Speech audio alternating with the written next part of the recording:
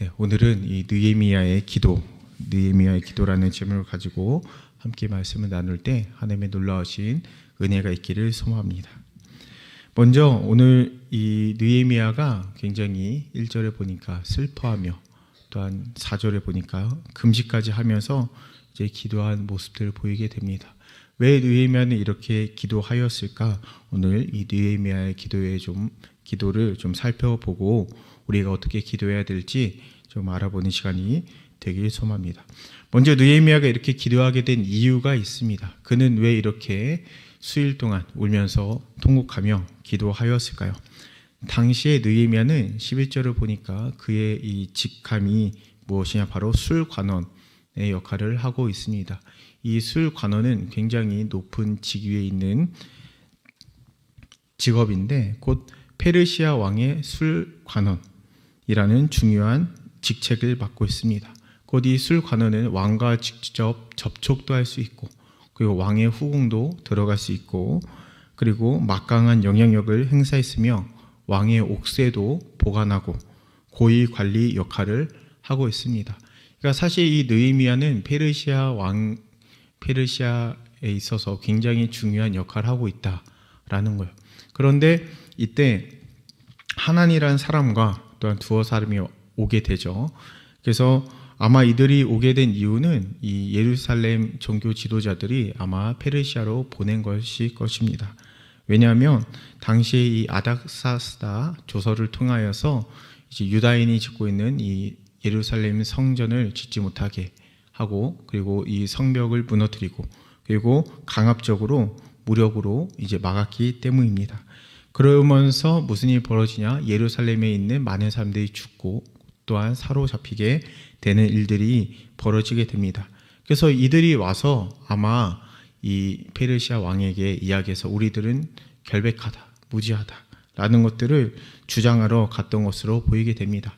어찌됐건 이렇게 이 하나니와 그리고 느헤미야가 만나게 되고, 그리고 그 둘이 이야기를 하게 됩니다. 어떻게 이스라엘은 어떤 상황에 있느냐라고 물어보게 되자 그들을 통해 들은 소식은 굉장히 충격적인 소식이죠. 그들이 큰 환난을 당하고 능욕을 당하고, 그리고 또 예루살렘 성은 허물어지고 성문들은 불타고 있다라는 소리를 듣게 됩니다. 이제 이런 상황을 듣게 되니까 이 느헤미야가 어떻게 돼요? 이제 울면서 금식하면서 하나님 앞에 기도하게 되는 것입니다. 과연 그는 어떻게 기도하고 있을까요? 세 가지를 통해 살펴보고자 하는데, 먼저 첫 번째로 느헤미야는 어떻게 기도하느냐? 언약의 하나님을 향해 기도하고 있다라는 거예요. 언약의 하나님을 향해 기도하고 있다. 5절과 9절을 보니 이렇게 말하고 있습니다. 이르되 하늘의 하나님 여호와, 크고 두려우신 하나님이여, 주를 사랑하고 주의 계명을 지키는 자에게 뭐를 하신다? 언약을 지키신다 라고 말씀하고 있고, 9절을 보니까 만일 내게로 돌아와 내 계명을 지켜 행하면 너희 쫓긴 자가 하늘 끝에 있을지라도 내가 거기서부터 그들을 모아 내 이름을 두렵고 택한 곳에 돌아오게 하리라 하신 말씀을 이제 청하건대 어떻게 기억하옵소서라고 하는 거예요. 곧 느헤미야는 어떻게 기도하냐면 하나님께서 이스라엘에게 말씀하신 언약의 말씀을 가지고 기도하고 있다는 거예요. 하나님께서 이스라엘에게 맺으신 언약을 가지고 기도하고 있다라는 것입니다. 사실 성경에는 이러한 부분들이 굉장히 여러 군데에 많이 나타나요. 그 중에 대표적인 것이 하나가 무엇이냐? 바로 이 출애굽하던 이스라엘 백성들의 상황이 이와 동일합니다. 출애굽할 때 이스라엘 백성들이 하나님 앞에 통곡하며 울면서 기도해요. 그들이 노예 생활을 하면서 굉장히 힘들고 어려운 상황을 겪고 있었습니다. 그들의 고통이 하나님 앞에 상달되기까지 굉장히 많은 시간 울면서 기도했을 거예요. 그런데 성경이 뭐라 기록하고 있냐면 출애굽기 2장 24절을 보니까 하나님께서 그들의 고통 소리를 들으시고 하나님이 아브라함과 이삭과 야곱에게 세운 그의 언약을 기억하사라고 되어 있어요. 그러니까 하나님께서는 이스라엘의 그 고통 소리를 들으시고 저들이 많이 힘들겠다, 저들의 이 눈물 소리가 저들의 마음이 굉장히 힘들고 삶이 힘들겠다를 기억한 게 아니고 무엇을 기억했냐? 하나님이 아브라함과 맺은 언약을 기억하신 거예요. 그리고 어떻게 하세요? 그들을 출애굽해 내시는 거예요. 구원해 내시는 거예요. 뿐만 아니라 이 복음서에도 비슷한 내용들이 굉장히 많이 나타나게 되죠. 복음서에 대표적으로 나타나는 것이 무엇이냐? 바로 구약에 말씀하신 예언을 이루려 하십니다 라고 하면서 구약에 있는 많은 내용들을 인용하는 것을 볼 수 있습니다. 대표적으로 이 마태복음 2장 15절 보니까 헤롯이 죽기까지 거기 있었으니 이는 주께서 선지자를 통하여 말씀하신 바 애굽으로부터 내 아들을 불렀다 함을 이루려 하심이라. 그러니까 하나님은 어떠신 분이시냐? 하나님은 언약을 성취하시는 분이시라는 거예요. 하나님은 약속하신 말씀을 분명히 성취하시는 분이시라는 거예요. 그러니까 느헤미야는 무엇을 가지고 기도했냐? 그 하나님이 언약을 이루시는 분이라는 것을 기억하고 기도했던 거예요. 왜? 하나님은 신실하시고 주님은 선하시며 주님은 거짓이 없으시기 때문이에요. 주님은 하나님의 백성과 맺으신 약속을 분명히 지키실 것을 믿기 때문에 그는 하나님 앞에 기도한 거예요. 주여 언약을 지키시고 주여 기억하여 주시옵소서라고 기도하고 있는 것입니다. 그래서 중요한 것은 우리가 말씀을 통하여 기도하는 것이 굉장히 중요하다라는 거예요. 그래서 하나님, 주님께서 말씀하지 않으셨습니까? 너희가 온 마음으로 나를 구하면 나를 찾을 것이요 나를 만나리라 말씀하지 않으셨습니까? 너는 내게 부르짖으라 내가 내게 응답하겠고 내가 알지 못하는 크고 은밀한 일을 내게 보이리라 주님 말씀하지 않으셨습니까? 주여, 주님은 주의 약속하신 말씀을 성취하시는 분이시오 신실하신 분이시니 주님 우리의 기도를 응답하시옵소서라고 기도하는 것입니다. 그래서 느헤미야는 이렇게 기도한 거예요. 주여, 주님의 약속하신 말씀을 기억하사 주님의 언약을 성취하여 주시옵소서. 주여, 우리를 불쌍히 여겨 주시옵소서라고 기도하는 것입니다. 그래서 우리는 이런 느헤미야처럼 우리가 날마다 언약의 하나님을 향해 기도해야 될 줄 믿습니다. 두 번째로 그는 어떻게 기도하였느냐? 바로 하나님 앞에 자신의 죄를 자복하며 회개의 기도를 드렸습니다. 6절부터 8절을 보니까 이스라엘 자손이 주께 범죄한 죄를 자복하며 나와 내 아버지의 집이 범죄하였고 주를 향하여 크게 악을 행하였다라고 말하고 있습니다. 네, 느헤미야의 기도는 회개의 기도요, 자복의 기도이며 주의 은혜를 갈망하는 기도인 것입니다. 이스라엘 백성들이 환난을 당하게 된 이유가 무엇일까요? 그들이 궁극적으로 환난과 능욕을 당하고 성이 무너지고 또한 예루살렘 성문들이 불탄 이유가 무엇입니까? 그 이유는 오늘 본문에 보니까 그들이 모세에게 명하신 율례와 계명들을 지키지 않았기 때문이라고 성경은 분명히 말하고 있는 것입니다. 하나님께서는 이스라엘의 죄를 짓게 된다면 그들을 흩으실 것이라고 분명히 성경에서 이야기하고 있습니다. 레위기를 보니까 너희가 이같이 될지라도 내게 청종하지 아니하고 내게 대항할진대 내가 너희를 여러 민족 중에 흩을 것이요 내가 칼을 빼어 너희를 따르게 하리니 너희 땅이 황무하여 너희의 성읍이 황폐하리라 라고 말씀하고 있어요. 그 또한 신명기를 보니까 내가 그 땅에서 아들을 낳고 손자를 얻으며 오래 살 때에 만일 스스로 부패하여 무슨 형상의 우상이든지 조각하여 내 하나님 여호와 앞에 악을 행함으로 그의 노를 일으키면 내가 오늘 천지를 불러 증거를 삼느니 너희가 요단을 건너가서 얻는 땅에서 속히 망할 것이다 라고 말하고 있어요. 그러니까 이스라엘 백성들이 하나님의 말을 청종하지 아니하고 그리고 하나님 앞에 대항하고 대적하고 그리고 그들이 모든 우상들을 섬기고 이러한 일들이 행하게 되면 어떻게 하신다? 하나님께서 그들을 다 흩어버리신다는 거예요. 그러니까 이스라엘 백성들이 이렇게 힘들고 어려운 상황이 벌어지게 되고 닥치게 된 이유가 무엇이요?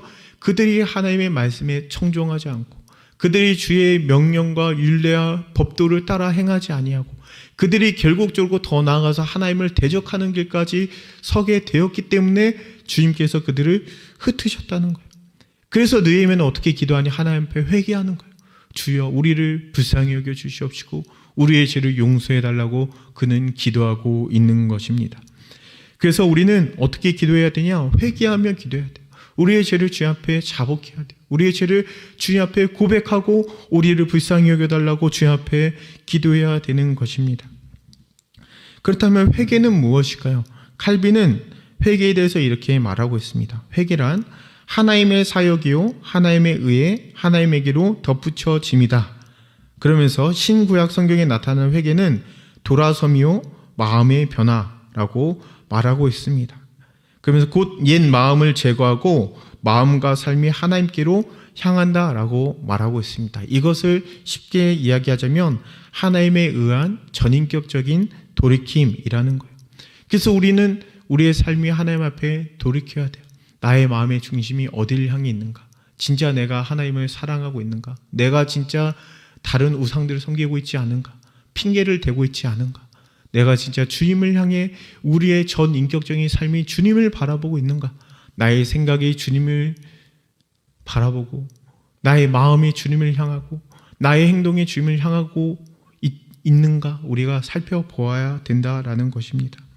그래서 우리가 이렇게 주님 앞에 자백하면 성경은 뭐라 이야기하고 있냐면 시편 32편 5절을 보니까 내가 이르기를 내 허물을 여호와께 자복하리라 하고 주께 내 죄를 아뢰고 내 죄악을 숨기지 아니하였더니 곧 주께서 내 죄악을 사하셨다라고 말하고 있고 요한 1서 1장 9절 보니 만일 우리가 우리 죄를 자백하면 그는 미쁘시고 의로우사 우리의 죄를 사하시며 우리를 모든 불의에서 깨끗하게 하실 것이다 라고 말하고 있습니다. 그래서 우리가 주님 앞에 돌이키기만 하면 주님께서는 우리를 용서해 주시고 너희가 죄가 없다 해줄게 라고 말씀하고 계신다는 거예요. 그래서 우리는 어떻게 해야 되냐면 느헤미야처럼 하나님 앞에 나가 회개의 기도를 해야 될 줄 믿습니다. 그럴 때 우리의 모든 죄를 사하시고 우리를 깨끗하게 하시며 우리를 회복시켜 주실 것이라는 거예요. 마지막으로 느헤미야는 어떻게 기도하느냐? 느헤미야는 바로 합심으로 기도하고 있는 것입니다. 11절을 보게 되면 성경이 이렇게 말하고 있습니다. 주여 구하오니 귀를 기울이사 종의 기도와 주의 이름을 경외하기를 기뻐하는 종들의 기도를 이라고 말하고 있어요. 그러니까 느헤미야는 혼자 기도하는 것이 아니라 함께 기도하였다는 거예요.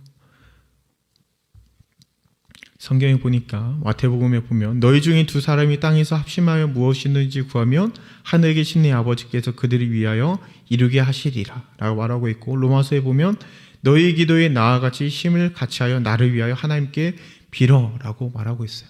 그래서 우리는 혼자 힘으로 신앙생활도 할 수 없고 어떻게 느헤미야 기도했냐? 함께 기도했다는 거 함께. 그래서 우리가 이러한 사실을 기억하여 느헤미야처럼 기도할 수 있길 바랍니다. 말씀을 마무리하고자 합니다. 사랑하는 성도님 여러분들, 그래서 우리에게 중요한 것이 무엇이냐? 바로 기도를 해야 된다는 거예요. 우리가 말씀을 듣고 끝나는 것에서 중요한 게 아니고 가장 중요한 건 내가 직접 기도를 해야 돼요.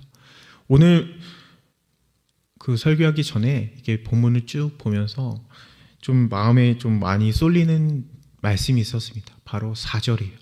4절을 보니까 이렇게 말하고 있습니다. 내가 이 말을 듣고 앉아서 울고 수일 동안 슬퍼하며 하늘의 하나님 앞에 금식하며 기도하여. 이 말씀을 보는데 느헤미야의 이 마음이 느껴지는 거예요. 느헤미야의 마음이 무슨 마음이겠어요? 하나님의 마음인 거예요. 저들의 영혼들을 보며 이스라엘 백성들을 보면서 안타까워하고 애통해하는 마음. 우리가 진짜 문제가 심각하고 어렵고 그들의 영혼이 죽어져 가는 것을 보면 애통하는 마음이 누구의 마음이겠어요? 주님의 마음이지 않을까요? 그러면 우리가 어떻게 해요? 하지 말라고 해도 기도를 하게 되는 거예요. 사무엘은 뭐라 이야기하면 나는 너희를 위하여 기도하기를 쉬는 죄를 여호와 앞에 결단코 범하지 아니한다라고 말하고 있는 거예요. 마틴 루터는 이렇게 이야기해요. 나는 바쁘기 때문에 더 많이 기도한다. 하루에 2시간 이상씩 기도하지 않는 날은 마귀에게 빼앗긴 날이다. 그러니까 우리가 중요한 건 무엇이냐? 기도를 해야 된다는 거예요. 기도를 해야 하나님께서 은혜를 주시고 기도를 해야 이스라엘 백성 가운데 어려워 있는 수많은 문제들이 해결되고 기도를 해야 하나님께 우리 가운데 복을 주시고 은혜를 주시는데 중요한 건 과연 우리가 얼마나 기도하느냐는 거예요. 저도 스스로 생각하면서 그런 생각을 들었어요. 기도를 더 해야겠다. 굉장히 바쁘고 분주한 상황 가운데 내가 해야 될 것은 기도구나 하는 생각이 요즘 많이 들고 있습니다. 사랑하는 성도님 여러분들, 그래서 우리가 항상 오늘 말씀을 들었던 것처럼 언약의 말씀을 기억하며 기도하시고 날마다 우리의 죄를 자복하며 하나님 앞에 회개하며 기도하시고 그리고 합심으로 기도할 때에 하나님께서 주의 놀라우신 능력을 우리 가운데 부어주시고 우리를 모든 환난과 어려움 가운데서 분명히 건져내 주실 줄 믿습니다. 이런 사실을 기억하여 오늘 또한 계속적으로 기도하는 복된 시간 되시길 주님의 이름으로 소망합니다. 다 함께 기도하길 원합니다. 다 함께 기도합시다. 이 시간 기도할 것은 하나님, 우리가 진짜 마음을 다해 기도하길 원합니다. 우리가 진짜 어떠한 핑계를 대지 아니하고 날마다 주님 앞에 기도하길 원합니다. 느헤미야처럼 우리 가운데 약속하신 말씀을 믿고 바라보며 말씀을 위해 말씀을 향해 기도하게 하여 주시옵시고, 또한 더 나아가서 우리가 날마다 우리의 죄를 자백하며 주 앞에 회개하며 기도하게 하여 주시옵시고, 우리가 합심으로 기도할 때에 이스라엘의 이 어려운 상황 가운데 그들을 향하신 놀라우신 구원의 역사가 일어났던 것처럼 우리의 모든 삶의 영역 가운데 하나님의 일하심과 행하심을 우리가 목도할 줄 믿습니다. 주님, 우리 가운데 놀라우신 은혜를 부어달라고 다 함께 주여 모여치고 기도하시겠습니다. 주여.